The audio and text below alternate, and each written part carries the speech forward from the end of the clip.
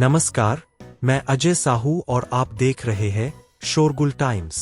कहानी सीक्रेट अमीरजादा के इस एपिसोड में जो लड़का आहान से मिलने आता है वो उसे बताता है कि उसने डेजर्ट वुल्फ और वर्मा फैमिली के बारे में जो सुना है वो सब सच है।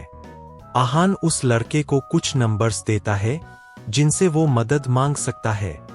इसके बाद आहान वर्मा मेंशन जाता है जहां पर बहुत सारे लोग गेट के बाहर इंतजार कर रहे होते हैं जो सच जानना चाहते हैं। शिवांक आहान से मिलने आता है और डेजर्ट वुल्फ से लड़ने के लिए उसकी मदद मांगता है।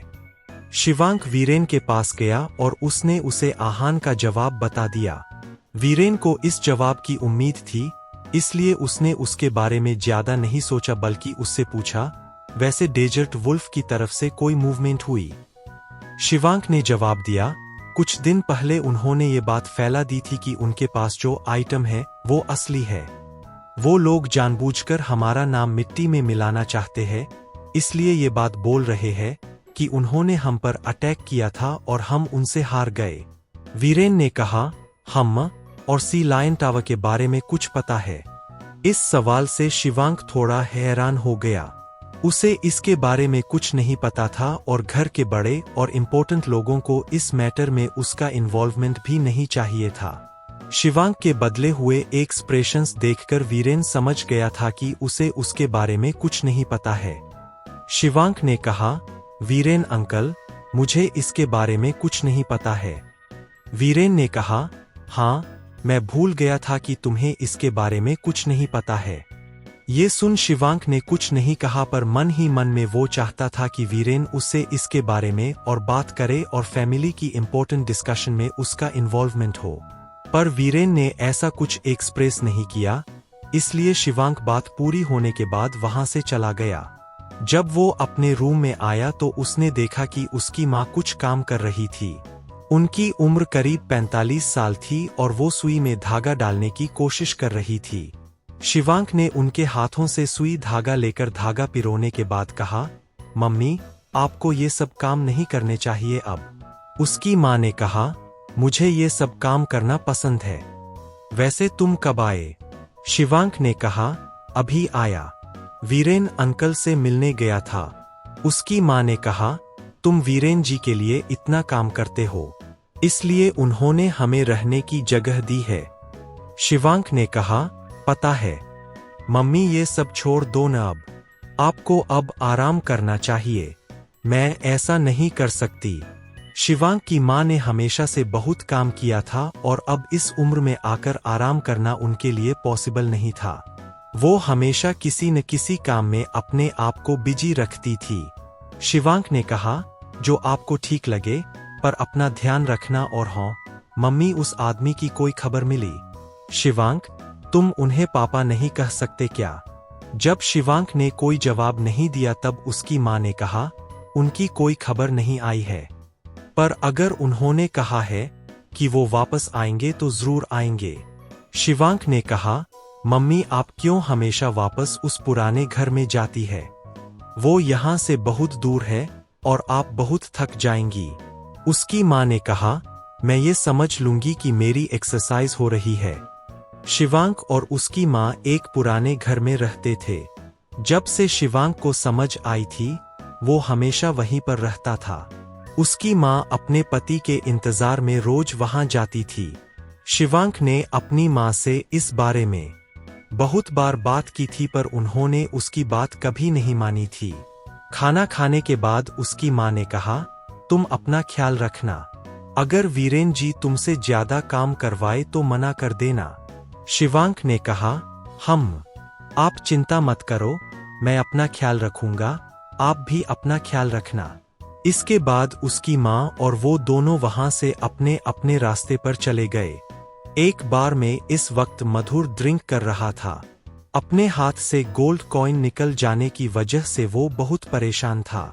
उस दिन वर्मा फैमिली के आने से पहले वो आहान को छोड़कर वहां से भाग गया था।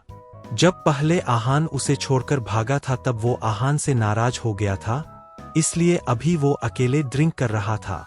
वो इस वक्त बहुत नशे में था। तभी वहां पर मीनू आई।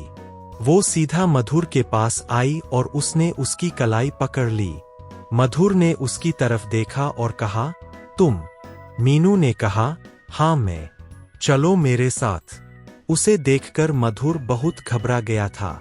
उसे ऐसा लग रहा था जैसे मौत उसके सामने खड़ी है। वो लगातार अपना हाथ छुड़वाने की कोशिश कर रहा था पर मीनू ने उसका हाथ बहुत कसकर पकड़ा हुआ था। उसने कहा, छोड़ो मुझे। मीनू ने गुस्से में कहा, चुपचाप मेरी बात मान लो वरना मैं फिर से उन्हीं नीडल से तुम पर अटैक करूंगी। फिर दर्द सहते रहना। ये सुनकर मधुर बहुत डर गया। उसने एक बार नीडल का दर्द सहन कर लिया था और अब वो दोबारा उस दर्द से नहीं गुजरना चाहता था। वो चुपचाप मीनू के साथ कार में बैठ गया। दोनों एक बड़े से क्लब हाउस में पहुंचे जहां पर वो बूढ़ा आदमी और एक दो लोग और मौजूद थे। वो बस आपस में बात कर रहे थे पर वहां पर कोई खास एंटरटेनमेंट नहीं था।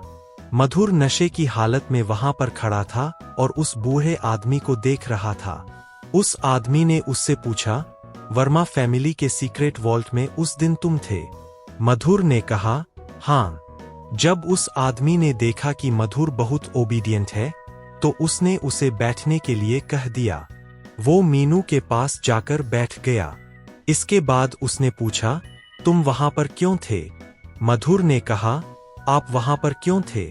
गोल्ड कॉइन के लिए? तो मैं भी वहां पर उसी के लिए था। आप अकेले थोड़े ही है जिसे वो गोल्ड कॉइन चाहिए। उस बूढ़े आदमी ने कहा, अपनी जुबान संभालकर बात करो। इस पर मधुर ने कुछ नहीं कहा और बस चुपचाप बैठा रहा। बूढ़े आदमी ने मीनू को कुछ इशारा किया और उसने वो बॉक्स निकालकर सामने टेबल पर रख दिया। मधुर उस बॉक्स को बहुत गौर से देख रहा था। उसने कहा, ये तो वही बॉक्स है जिसमें वर्मा फैमिली ने गोल्ड कॉइन रखा हुआ था। मधुर ने उसे करीब से देखा था और हाथ में भी उठाया था, इसलिए वो उसे भूल नहीं सकता था। बूढ़े आदमी ने कहा, इसे खोलो और गोल्ड कॉइन देखो। मधुर ने हैरानी से कहा, आप चाहते हैं कि जो चीज आपने चुराई है वो मैं देखूं? उस आदमी ने कहा, जितना कह रहा हूं उतना करो। मधुर को समझ नहीं आ रहा था कि वो कीमती चीज उसे निकालने के लिए क्यों कह रहा है। उसका मन कर रहा था कि वो बॉक्स उठाकर वहां से भाग जाए, पर वो ये भी जानता था कि ऐसा करना उसके लिए इम्पॉसिबल है। मधुर उस बॉक्स को खोलने की कोशिश करने लगा, पर जब उससे वो नहीं खुला तो उसने मीनू की तरफ देखा। मीनू ने कहा, क्या? मेरी मदद करो, खुद खोलो। मधुर ने उस बूढ़े आदमी की तरफ देखा। उसने मीनू को देखा और मीनू ने एक बार में वो बॉक्स खोल दिया। बूढ़े आदमी ने कहा, आइटम देखो। मधुर ने उसे देखते ही कहा, ये कैसे हो सकता है? ये तो नकली है। अगर आपको मुझे ये आइटम दिखाना ही था तो कम से कम असली आइटम तो दिखाते। वो आमदी स्माइल करने लगा और उसने कहा, मैं जानता था कि तुम इसे देखते ही पहचान जाओगे। जब मैंने इसे देखा था तब मुझे ये जानने में वक्त लगा था कि ये नकली है, पर तुम एक झलक देखकर ही पहचान गए। मधुर बहुत बेचैन हो गया था क्योंकि उसकी इस हरकत की वजह से शायद उन्हें उसकी सच्चाई पता चल गई थी। वो शायद जान गए थे कि उसके और उस गोल्ड कॉइन के बीच में कुछ रिश्ता था। ये देखकर उस बूढ़े आदमी ने कहा, हमें तुम्हारी आइडेंटिटी जानने की जल्दी है। हम बस श्योर होना चाहते थे कि ये असली है या नकली और अब तुमने बता दिया है कि ये नकली है। मधुर ने कहा, अगर ये नकली है तो फिर क्या जो असली आइटम है वो अब तक वर्मा फैमिली के पास है? बूढ़े आदमी ने हाँ में सिर हिलाया और कहा, हाँ, वर्मा फैमिली ने हमें बेवकूफ बनाया है। ये सुनकर मधुर को ज्यादा हैरानी नहीं हुई क्योंकि वो जानता था कि वर्मा फैमिली इतनी आसानी से अपने हाथों से इतनी कीमती चीज नहीं जाने देंगे और उसे बचाने के लिए कुछ ना कुछ जरूर करेंगे। मधुर ने कुछ सोचा और कहा, आप ये सब बातें मुझे क्यों बता रहे हैं? क्या आप चाहते हैं कि मैं वर्मा फैमिली में जाऊं और आपके लिए वो गोल्ड कॉइन लेकर आऊं?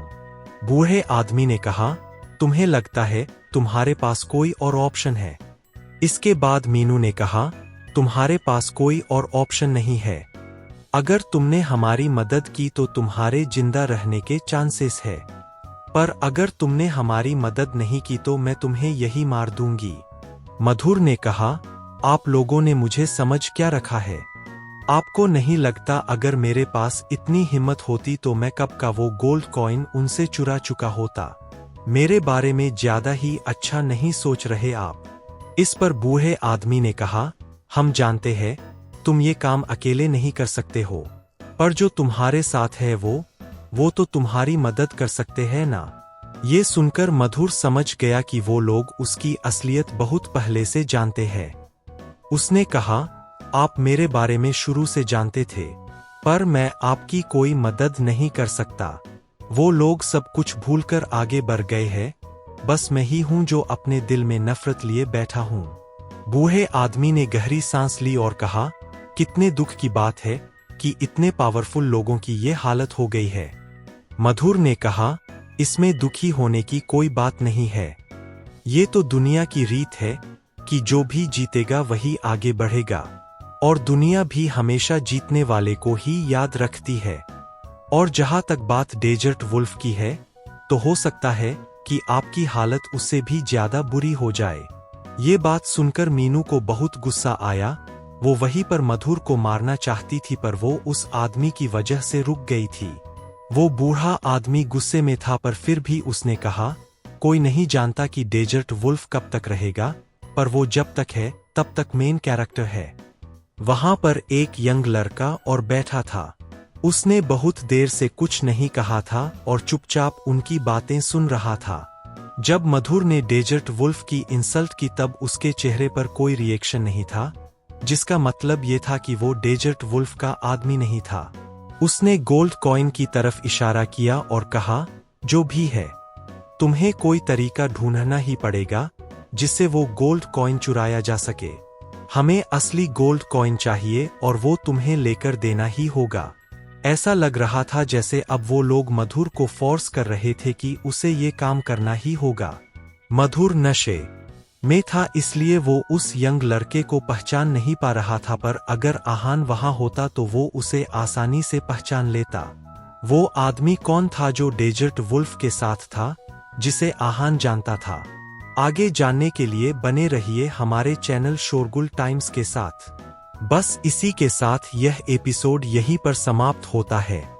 इस एपिसोड को आगे बढ़ाते हुए कल फिर मुलाकात होगी। तब तक के लिए इजाजत। नमस्कार, धन्यवाद।